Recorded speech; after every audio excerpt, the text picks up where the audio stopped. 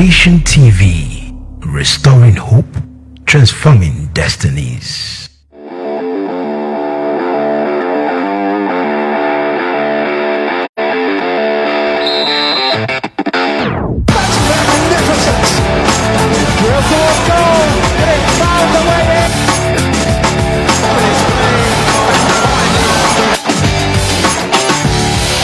The fastest lap as well.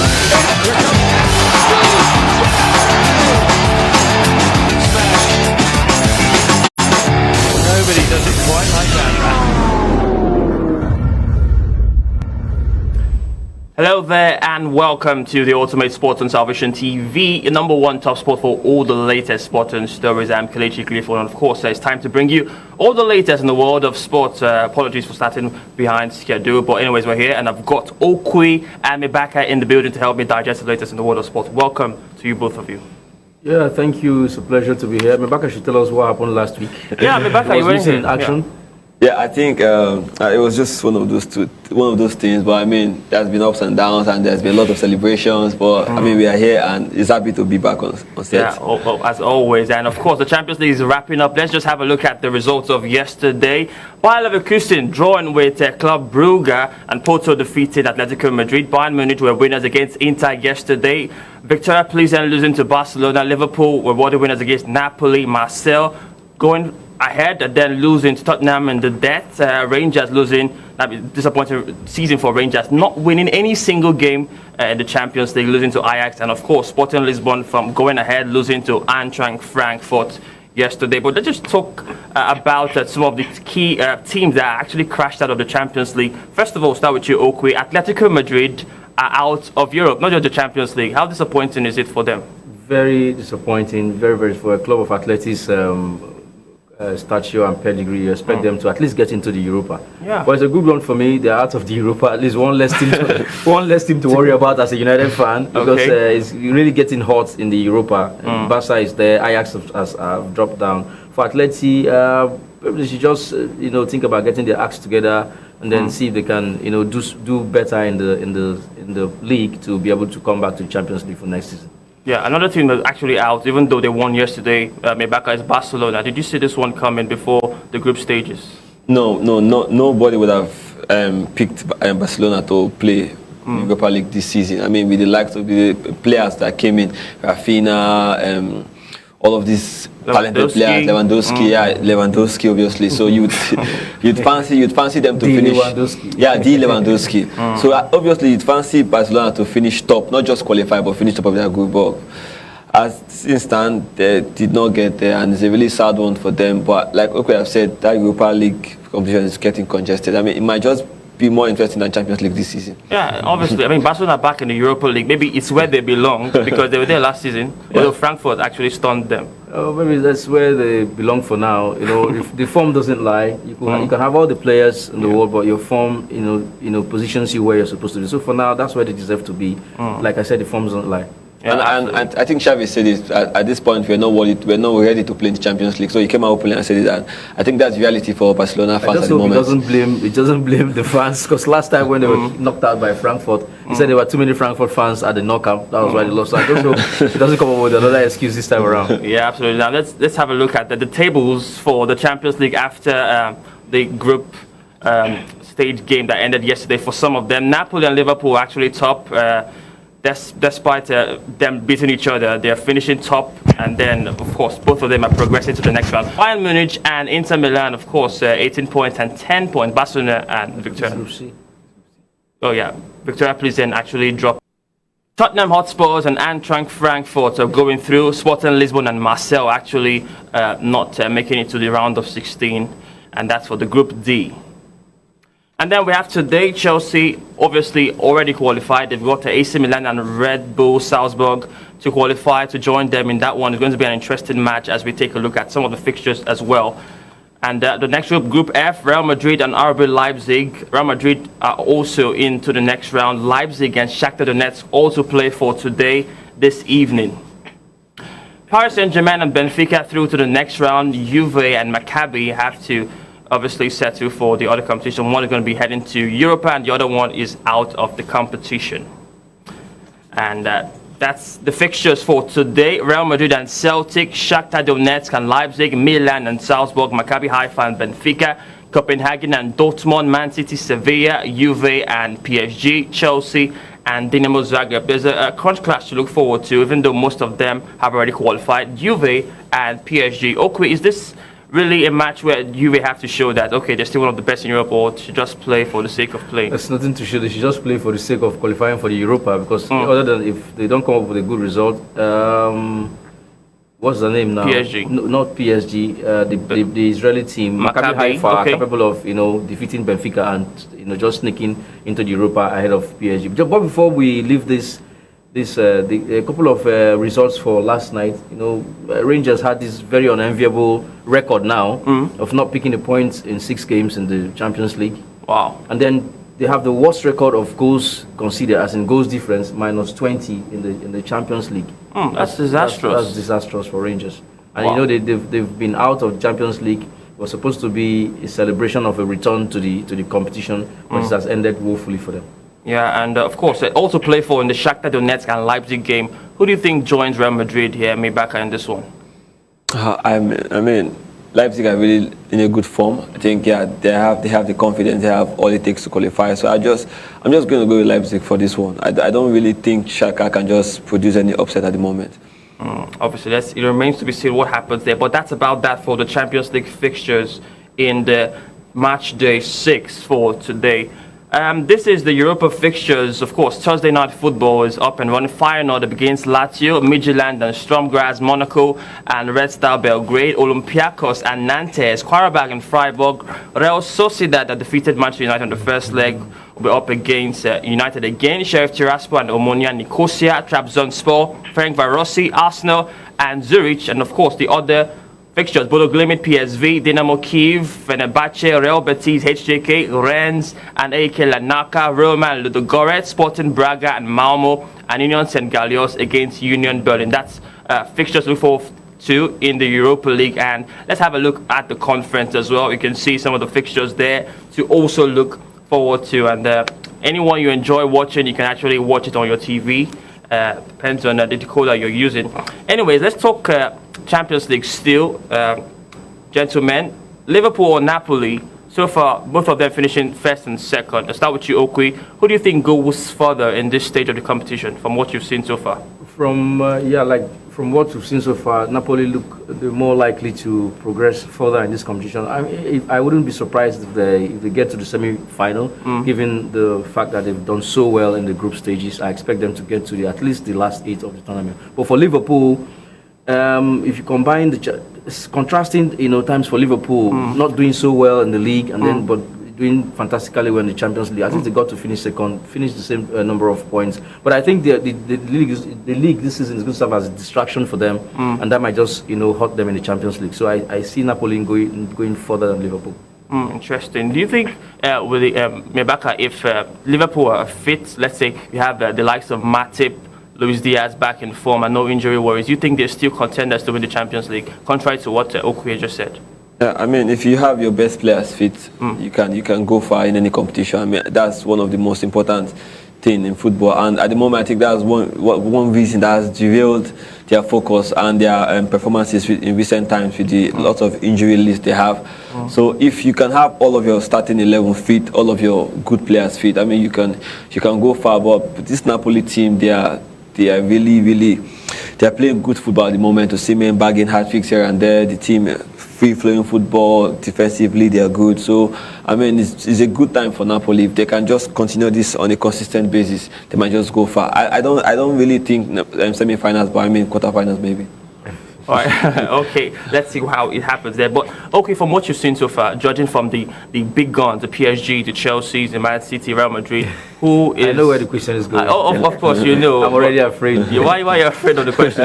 Because the football is unpredictable, and it's in that theory has been proven time and time again. At least this season, we've had several results where we never thought we could have those kind of results. So. But for the Champions League, like you said, for the big guns, who would go on to win? Yeah. For PSG, Man City, Bayern. Let's narrow it to top 4 first. Okay. See, maybe we can go from there. I would like to narrow it to, I think PSG will get to the top 4. I think Man City will be there and thereabouts. Okay. And Bayern? Yeah, Bayern and maybe Napoli. I see an Italian in that top 4 this season, and Napoli is it for me. So Okay. I don't think Liverpool is going to make it to the last 4 of the Champions League. And Chelsea, they've been struggling. You know, Potter with his experiments, playing through rotation and experiments, play Ryan Sterling at wing back. At the wing backs, You know, really so frustrating. they're going to struggle in the Champions League. They may get to the top 4 in the league, but they're going to struggle. So for me, Bayern Munich, PSG, Man City, and Napoli. And then from there, anything can happen. Okay, Mebaka, what do you think? From what you've seen so far, who do you think will go further and maybe even win this thing? I think I'm just going to agree with what he has said. I think we basically have the same idea. I think Napoli, Man City, PSG, Bayern. But this team is. But I miss Madrid. Oh, you missed the defending champion. Champions. Yeah, but I think somehow I don't really feel like it's going to be a Madrid thing this season, because I mean it's going to be sad if Madrid takes it again. Good for their fans, but we don't really want a Madrid show. We don't really want the Champions League to look like, okay, it's just. I mean, I don't get it. I think it's for them. The Yeah, I Champions League think- was made for them, actually. Yeah, I think Champions League was made for Madrid. Let's No, not I mean, say for that. the Champions League, Other like- teams fail. When you fail to plan, you plan to fail. They've mastered the art of planning very well for the Champions League, rotating players, and they also know how to rebuild. You know, it takes other teams 2-3 seasons to rebuild. It takes Madrid just one transfer window, and they're rebuilding already. Like you can see with the team this season, they have Ernesto Federico. Federico Valverde. Ernesto. Yeah, Ernesto, it sounds more like Federico Valverde, and they have Rodrigo. You kind of wonder where they get their players. So how do they get their Tchouaméni. players? They have Tchouaméni. So I think the scouting department is doing a very wonderful job. But I think that they lost their fitness coach. Oh, Yeah, I okay. think they lost their fitness coach. So I think that's going to just bring their distant tempo down a little bit. But goal scoring is a worry for me. If anything Benzema. happens to Benzema and Vinicius Junior, yeah. they're going to struggle with goal scoring. They have Hazard now. And it's time to review just the Premier League and the La Liga Santander results of the weekend. Arsenal were, in 7th heaven, thrashing Nottingham Forest that defeated Liverpool the other day, 5-0. Manchester United winners against West Ham United. Rashford with the only goal there. Leicester United just unable to hold their own because City found the breakthrough through Kevin De Bruyne. Bournemouth leading 2-0 at some point, and then a good fight back from Spurs to defeat them in the end. Brentford sharing points with Wolverhampton Wanderers. And the biggest result of the weekend, Brighton and Hove Albion, which Rebecca is going to help me talk about, 4-1 against Chelsea. Crystal Palace defeating Southampton. Newcastle United, obviously, in one of the best forms ever, and Oko's going to talk about that one. Fulham, sharing points to Everton, and then Liverpool losing to Leeds United. Anyways, Rebecca, what went wrong for Chelsea on Saturday against Brighton? I think a lot of things went wrong for Chelsea. I mean, at this point of Chelsea's, let me say, lifespan in the Premier League and the length of success we have achieved, I don't think we should be experimenting on a lot of things. When you bring in a manager, Tuchel was sacked because of this particular reason. We had players, and at some point he said these players were not good enough because he kept on experimenting and playing out of position. Now we brought in a Graham Potter, intelligent coach, brilliant coach, did well at Brighton, to come and just help guide the situation till we can get back to the transfer market. And now you're doing the same thing. We have injuries worry, yes, but why don't you go for a basic 4-3-3 formation, like I've said before we came back to the show, and just play it like that and make life easy for you? Yeah, life is not that hard. It's not that hard. I mean, Guardiola plays 4-3-3 and is enjoying life. Arsenal do the same thing. Man United do the same thing, and they are getting results. Even Newcastle in 4th place are doing the same thing. Why do you want to experiment? And I know that they end up frustrating these players. You saw Sterling, it was frustrated that day. I mean, Sterling was nowhere to be found. Jesus Christ, it was the worst game of his life. I'm not sure he would have any worse experience in a football match than what he had that day. It was really, really frustrating for Chelsea and for the Chelsea fans, and I think he has to be careful. Yes, we have injury worries with the likes of with James being out, but just go back to the basic 4-3-3 formation, play Aspi on the right, go back to your normal defense, then give I this. think Aspi was injured.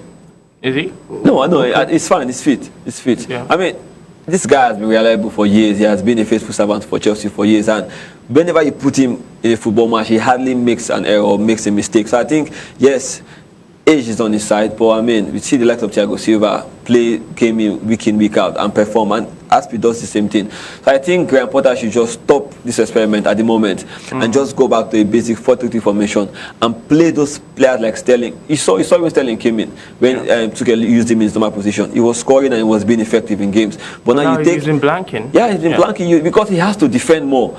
Because you're not just playing as an attacking wing back, you also have to defend. You have to come back. You have to, and the tracking back is very stressful period for attacking players. So I mean, it's a really, really bad one for Chelsea. I just hope he can see those mistakes and just get back to winning ways. Okay. What do you make of Newcastle's form? I mean, it's kind of scary because when you look at how close they are to the top 4, how far do you think they can finish this season? Imperial's form. If only they can do themselves some favor and go shopping in January just after the World Cup, just to bolster the squad. I think they can go far. But I don't know whether they will make it into the top 4, or they will be in and around the European places. And they've not even started spending, so it's scary because if they do start spending, they will be knocking on the doors of the Premier League. Yeah, and the interesting thing is that they've considered the fewest number of goals this season, I believe so. And then if you look at the table, which we're going to look at now, Newcastle United obviously are ahead of some of the teams that you expect them. I mean, there is no Chelsea in the top 4, there is no Manchester United, there is no Liverpool. And right now, it looks like Newcastle might just, who knows, finish in the Champions League. Never say never. Yeah, but like I said, it's too early to begin to make some of these calls. Is it too early? Yeah, it is. We have about 26 games to go. That's a lot of games. Injuries are going to come to play. People are going to drop off form. Other teams will pick up form. True. So for me, it's too early to begin to make these calls. But like I said, given from what we've seen, I mean, the table doesn't lie. They have out of the last 6 games, they won 5, drew 1. They've not lost in their last 6, unbeaten in their last 6. I think unbeaten in their last 7. And they, taking that last one against a Villa side that also came from the 1-4-0, and so they will just be in and around the European places, probably around the Europa or conference. They may also do well in the cups when the FA and the Carabao Cup, kicks off. Yeah, and if you look at the teams behind them, those are teams that are vastly experienced when it comes to situations like this. When it comes to qualifying for the Champions League, you have Man United, you have Chelsea, and you have Liverpool also. So those are teams that have vast experience. Exactly. Those are teams that have vast experience when it comes to this particular situation. I mean, it's a good one for Newcastle, and the funny part is they don't have any world-class player. There is no renowned world-class player in that team. It's just basic team effort, concentration and consistency, and they're making it to the top 4. I want Okwe to be honest with me now. Do you think Newcastle can finish above United? Yes, when you say can, anything can happen. Okay. Yeah, they can finish, but will they finish above United? That remains to be seen. What's your mind telling you? Just be honest with me. United have not, for Newcastle, other than the fact that, like I said earlier, they've not spent. I think they are playing top football right now. But for United, sincerely, they've not even got into 3rd gear yet. Okay. They're still playing maybe on 2nd gear. They've not really hit the top form. Yeah, it's still a transition process for them. And if they can do this well without hitting top form, it's scary what will happen when they begin to hit top form. So I believe United are going to finish against Newcastle. That's sincerity from me now. Okay, I'm going to play back this at the end of the season to just get back. How many of my tapes? I have some of them. I wanted to play some of them for you. I'm going to ask the producer to begin to hide some of them. So. Anyways, the La Liga Santander results of the weekend. Just before we leave the Premier League, Rashford had his 100th goal for United, and it was a landmark goal. It was a 100th goal. He making him the 22nd United player to do that, score 100 for United, and only the 2nd homegrown player to do the Manchester-born player to do that. And United also had a record of 85 years, consecutive years of playing, having a homegrown player in the starting lineup. And it was a fitting, birthday present for Marcus Rashford. The next day was his birthday, and also for the man that scored the winner against Liverpool. 2 goals for Rashford, 1 for Rashford, 1 for Somerville. That's his name. A young man. I think he's just 21 years old. It was also a birthday present for him. The next day was also his birthday. So happy birthday to Rashford and Somerville. Yeah, I mean, Rashford is someone who's really inspiring. I mean, when you look at the charity works he does, it's really, really commendable. They were becoming distracting. I think at some point, because I wanted to say that at some point on the show, I think all of those charity and him wanting to be a voice and all of that kind of distracted him from being focused on football. Yeah. So I think players should be careful. Yes, we want you to do your charity things, but also know that on your you have to deliver on the pitch. Remain relevant. Yeah, true. On the pitch, absolutely. La Liga Santander results. One disappointing one was Real Madrid, but Elche losing to Getafe. Osasuna defeating Real Valladolid. Real Madrid sharing points with Girona. Toni Kroos getting sent off in that match. Atletico Bilbao defeating Villarreal. Has not been a good start for the new manager in Villarreal. Real Sociedad losing to Real Betis. Almeria defeating 10 men Celta Vigo. Cadiz defeating Atletico Madrid. I mean, 4 goals were scored in 10 minutes in that second half. I mean, that was one crazy game. Sevilla losing to Rayo Vallecano. Not been a good start for Jorge Sampaoli since taking over in Sevilla. And Valencia at the Mestalla. Barcelona finding a way in that one. Let's have a look at the table now. This is the La Liga Santander table, what it looks like. Real Madrid are still top as it stands, even that despite that draw against Girona. Barcelona are up there as well. Atletico Madrid in 3rd place and Real Betis in 4th position. Mebaka, as it stands now, looks like it's going to be a 2-horse race. Real Madrid, Barcelona, but which way is it going to go at the end of the day? I think I'm just going to lay my claim on this one. I think Madrid. Yeah, okay. I think they have the focus, they have the players, they have the experience. I mean, Barcelona can hurt them, but I just feel like Madrid might just It's easier for Barca to be distracted than Madrid. Okay. Yeah. Do you exactly. think this league was won in that El Clasico where Madrid won 3-1? No, I don't think so. No, it wasn't decided by that. I think it's going to be decided by other games, not basically the El Clasico. For instance, Madrid dropping points against Girona. Yeah, very worrying sign. It's going to come. We're going to have more of those games this season. Okay. All right, then that's about that for football. Now it's time to talk tennis. The Paris Masters is up and running. It's a 1,000 Masters event. These are the fixtures that are actually taking place. Some of them have started. You can see Lorenzo Musetti is going to be in action against Basilashvili, Jack Draper and Francis Tiafoe, Tsitsipas and Dan Evans, Yima and Felix Auger-Aliassime, Medvedev and Alex de Minaur, Carlos Alcaraz and Nishioka Yoshishito. You've got Grigor Dimitrov and Fabio Fognini, Taylor Fritz and Gael Simons, who defeated Andy Murray some days ago, Hurkacz and Holger Rune, Karen Obosta and Denis Shapovalov, Tommy Paul and Rafael Nadal. You've got Corentin Moutet and Cameron Norrie. So many interesting results of yesterday. But let's talk Novak Djokovic before we talk the fixtures. He also won yesterday against Maxim Cressy. It was a straight set defeat for Cressy. Djokovic coming up top 7-6, 6-4. Okwi, is he the favourite in this particular competition? It's good that he's beginning to pick up games, beginning to prepare. He's missed a couple of Grand Slams because of his COVID stance. But it's good that he's beginning to pick up games, picking up some valuable training time, match fitness to prepare him for upcoming, bigger events. For me, like I've said before, other than preparedness, I don't think Djokovic should be concentrating on ATP tours. He's not looking. We're not talking about ranking points anymore for Djokovic. He should be concentrating on, getting more of those Grand Slams, which I think should help him as his career begins to wind down. He's not getting any younger. He's about 34 years of age.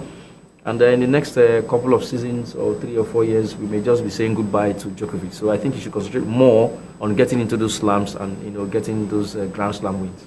All right, Felix Auger-Aliassime is in fascinating form, the young man, winning 3 straight titles now. Still on you, Okwi. What do you make of this guy's form? Do you think he can actually not just blow hot and cold? Like, could he actually maintain this form that he's in right now? I just hope he does. It's never happened in his career, winning 3 titles in 1 month. Yeah. And amassing a total of 1,000, ranking points, moving him to 8th ranked player at just 22. That's incredible. Yeah. And let me tell you, he won over $585,000. That's a lot of money in just one month by carrying a racket and hitting one small Please, ball. someone get me a racket. I think we should start playing tennis. Yeah. You should start playing. You're young enough to be playing tennis. What are you doing here? Okay, you've said Formula 1 and saying tennis. I'm waiting for the next sport. Something because if you translate that to the Naira. No, let's not go there. We'll go there. No, we will go there. 421 million Naira in 1 month. That is a lot of money. My God, that's a lot of money. So for the young man, it's a good one. Fantastic for his bank account. Fantastic, phenomenal for his form. He's just 22. Yeah. It's just what is left for him now is just to get that Grand Slam and then kick on from there. But you never can say never because Alcaraz has done it. So I think Alcaraz is a motivation for Olga Alasiam to do the same. And to think that he actually beat Carlos in the semi-finals of the last ATP 500. Yeah, so like I said, I hope he continues the form, at the Paris Masters. Anyways, games to look forward to today, like we just made mention of. Tommy Paul is going to be up against Rafael Nadal. Mebaka, do you think the rustiness of Rafael Nadal is going to actually cost him today, or do you think he's always going to find an answer to Tommy Paul? Wow, like I've said, these players, they're not getting any younger. Age is on their side. I mean, it's getting rusty for him, but he has experience. He has been in this competition for a very long time. But these young players can really hurt you, and they need something. They need a point. They want to make their claim. And when you defeat someone like Rafael Nadal, it gives you this confidence going forward. So yeah, but I think Rafael Nadal is one of my favorite tennis players. I just wish him the very best. I hope he can just get back to winning ways. Obviously, it's going to be an interesting clash. Tommy Paul is no pushover, the American. And let's see what happens in the Paris Masters this night against Rafael Nadal. Anyways, the basketball was still in the young season, the NBA season. There were 4 games played this morning. Brooklyn Nets, after defeating Indiana Pacers, are now back to losing ways. It's really worried for them. Chicago Bulls coming up with a run in the fourth quarter, 31-19, outscoring them and winning the end. Miami Heat defeating Golden State Warriors and leaving them with their 3rd straight defeat of the season. Oklahoma City Thunder defeated Orlando Magic, and Phoenix Suns top in the West defeated Minnesota Timberwolves in that one without DeAndre Ayton. And it's really worrying for Golden State Warriors. Okay, that is 3 straight losses for them. What's your take? 3 straight losses for defending champions should be worrying. I really don't know what happened. Maybe they're still basking in euphoria of winning the title last season. They should come out of it. The party has ended, work has started, and they should just begin to get. Another team that's worrying for me is Orlando Magic. Yeah. 7 defeats in 8 games is for a team of Orlando's status. Yeah. Like I said, on another of our sports shows, I said, thankfully enough for this NBA side, that there's no relegation. Yeah. Maybe that's why. Because True, they are too relaxed. And for me, I think that's not it's not proper for competition, because teams tend to relax. Of course, when you're playing a tournament and you're not going to be relegated, so worst comes to the worst, you prepare again for next season. Yeah. But if there was relegation, I bet you Golden State Warriors and the likes of Orlando Magic and the likes of LA Lakers will begin to sit up and know that they need to do something. I think NBA should consider. Yeah, well, they will tell you it's been like that for years and years. As it was in the beginning. It's now. So I don't know. Okay. Anyways, let's just have a look at the table now. The NBA is getting interesting both in the West and the East. You can see on the East, Milwaukee Bucks, interesting, they've not lost. That's 6 out of 6. Yeah, yes. That's really interesting. And then Cavs actually second as it stands, just one defeat for them. Magic at bottom of the pile. Yeah, Magic, Orlando Magic, then Detroit Pistons, but obviously you can see Celtics in 3rd position without Ime Udoka, so they've not really been doing badly without him. That's why there's suspension for 1 season. Toronto Raptors in 4th position, and Atlanta Hawks in 5th position. That's for the East Conference. Now let's look at the West Conference now. Phoenix Suns are actually top on the West. You can see they're number 1, 6-1, just 1 defeat for the Phoenix Suns. Trailblazers, 1 defeat for them as well. They've been doing well, potent Trailblazers, even with the injury of Lillard now. Jazz have actually just lost 2 games. Golden State Warriors are on 12th. Yeah, I mean that's really. LA Lakers are 14th. 14th, yeah. Wow. Yeah, but obviously, you think Golden State can still make it in maybe even the playing tournament? It's still early days. We still have a lot of games to go. I think they may get to the playoffs. Like on the screen, the playoffs. I think in the first 6 teams or so. Yeah, the first 6 teams. Yeah, then they play. They have a chance to get to the playoffs. Okay, let's see what they can do there. That's about that for NBA. There are also 10 fixtures. Like you see, like I said, the first row is for playoffs. Second one is for playing tournament. The 3rd row should be for relegation. Yeah, it should be. Yeah. But we're just always stuck in 15 teams in each conferences. So what happens when a new team wants to get into the franchise? Well, I think the way they set it up, that's how it's always been in the NBA for 75 years or so. Well, it's not encouraging. So that means no one can get in. Yeah, no one can. Really sad. Yeah. It's sad. No, it's a monopoly. It's short. As in, really we sad. Can't say, okay, let's raise a team and then go and play in the NBA. No, we can't. And just make that fairy tale happen. We can't. I think it's wrong. Anyways, maybe we'll actually suggest. That means there will be no new names. Yeah, no new names. Yeah, come on. That's not sports. Okay. Well, That's not that's competition. NBA for you. So wrapping up with Formula One, it was an incredible weekend for Max Verstappen, wrapping up his, I think, 14th win of the season in Mexico. I mean, he's dominant, and Mebaka, how dominant has he been so far this season? Extremely. I mean, this man is the man of the moment. I mean, everything is going his way. I mean, the team are focused. He's getting results. I mean, he has his head in the game, and it's a good one for him. He should just keep this up. I can't really say much, but I mean, this guy is on fire at the moment. He's on fire. I don't know who can stop him at the moment. I really don't know. Okay. And what's your take on him in the Mexican Grand Prix? You know, when he got that title last season, with the circumstances surrounding the way he won the title, I also was one of the fans that cried foul. Said you don't change the rules of a game in the middle of the game. I felt Hamilton was cheated, but he's proven to us that it wasn't a flash in the pan. It was no fluke. And he has done even more this season than he did last season. I mean, a record of 13 races, and then he topped that record by taking the Mexican Grand Prix 14. Who was to say he's not going to take the next two to make it 16? Yeah. Right now, nobody has done 14, and he stands a chance of the all-time record for races won stands at 44, and I see Max Verstappen doing that next season, surpassing that record next season. So phenomenal, and he's got age on his side. I think he's below 30. Yeah, below 30. Below 30. So the biggest competition he has is Charles Leclerc. Charles Leclerc. You have George Russell. I'm talking about Hamilton. Hamilton has gone on in age, and he may just retire in the next couple of seasons. But for Max Verstappen, like McBark said, I don't see anyone stopping him at the moment. Anyways, there's no one stopping him. He's on top of the world as it stands, Max Verstappen. And I'm afraid that's the much we can take on the Ultimate Sports Show. And thank you so much for watching us. Until we come away next time, it's goodbye and God bless you.